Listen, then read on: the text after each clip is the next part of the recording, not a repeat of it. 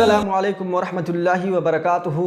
الحمدللہ رب العالمین والصلاة والسلام علی رسولہ الکریم، اما بعد فاعوذ باللہ من الشیطان الرجیم، بسم اللہ الرحمن الرحیم، وللہ الاسماء الحسنى فادعوہ بہا۔ توحید کی تین قسمیں ہیں: توحید الوہیت، توحید ربوبیت، توحید اسماء و صفات۔ ان تین قسموں کی تعریف کیا ہے میں آپ حضرات کے سامنے پیش کرنے کی کوشش کروں گا۔ سب سے پہلی تعریف توحید الوہیت کی۔ توحید الوہیت کہتے کسے ہیں؟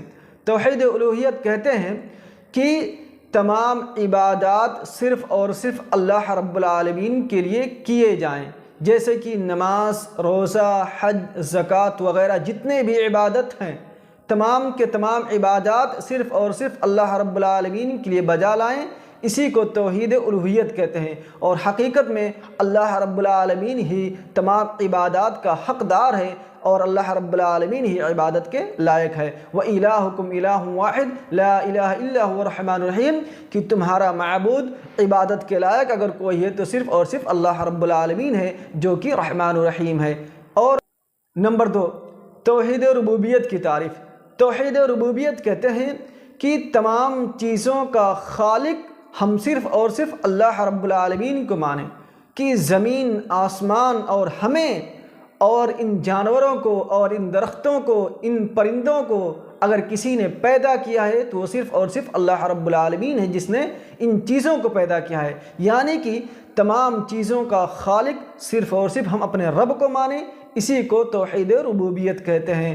رب العالمین قرآن مقدس کے اندر ارشاد فرماتے ہیں: هو الذی خلق السماوات والارض فی 6 ایام ثم استوى علی العرش، کہ وہی اللہ رب العالمین ہے کہ جس نے زمین و آسمان کو 6 دنوں کے اندر پیدا کیا اور اللہ رب العالمین اس کے بعد عرش پر مستوی ہو گیا۔ یہ تھی توحید ربوبیت کی تعریف، یعنی ہر چیز کا خالق کون ہے؟ صرف اور صرف اللہ رب العالمین ہے۔ نمبر 3، توحید اسماء و صفات۔ اس کی تعریف کیا ہے؟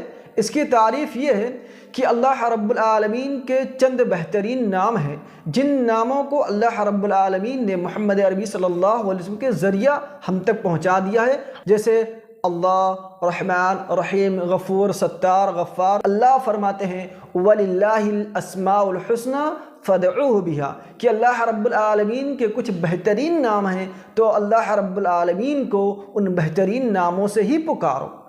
اب اللہ رب العالمین کے جو 99 نام ہیں، جو بہترین نام ہیں، ہم ان ناموں کو صرف اپنے اللہ رب العالمین ہی کے لیے استعمال کریں، کسی غیر اللہ کے لیے استعمال نہ کریں۔ ہم کسی کو رحمان نہ کہیں، کسی کو رحیم نہ کہیں، کسی کو ستار نہ کہیں، کسی کو غفار نہ کہیں۔ اگر ہمیں کسی انسان کا نام رکھنا ہے تو اس کا نام رحمان رحیم نہیں رکھنا ہے، بلکہ کیا رکھنا ہے؟